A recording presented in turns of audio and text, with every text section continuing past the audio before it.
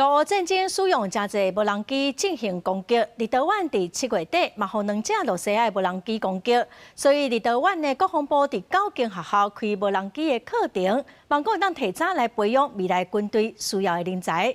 另外，针对波兰甲罗马尼亚，中国拢传出受到无人机的攻击，拉脱维亚总统是呼吁北约赶紧来发展反无人机的防御系统。 学生专心咧看电脑荧幕，学操作无人机。除了无机飞行，学生也伫室内定地实际操作无人机。即间伫立陶宛西部都市陶拉格的学校，离罗西亚加里宁格勒飞地敢若20公里，是立陶宛国防部无人机课程计划9间学校内底第一间开课的学校。报名参加学生上细汉敢若10岁。主办单位表示。 这项计划唔是要互囡仔去战场，是为国家未来培训优良的军事人才，来形成无人机的新战术。Lithuania is actually taking very seriously, living in the in a neighborhood with Russia and Belarus. So there is a huge attention right now politically into the defense investments. 7月底，2只为被罗西亚飞入去的罗西亚无人机，当地的立陶宛境内成为北约成员国。立陶宛马上向美国要求加强防空能力。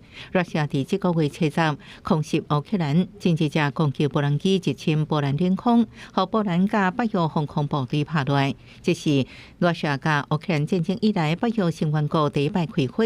随去3日了后，一只罗西亚无人机侵入罗马尼亚领空。 虽然北约已经启动东风小兵行动来强化欧洲东翼的防御，不过成员国连续遭受无人机的攻击，显示发展无人机公司新型战术已经加速目前欧洲爱解决的问题。Anti-drone defense systems in NATO countries still need to be developed. Normally, you don't use very expensive air defense missiles to shoot down rather cheap drones. 法国总统马克龙10日甲来访问的波兰总统纳夫罗茨基，参详波兰面临无人机冲击领空的攻势，甲乌克兰战争等问题。都会是波兰国安部门前一日伫华沙总统官舍建筑物顶悬发现有无人机飞过，逮捕2名被罗西亚籍的嫌犯。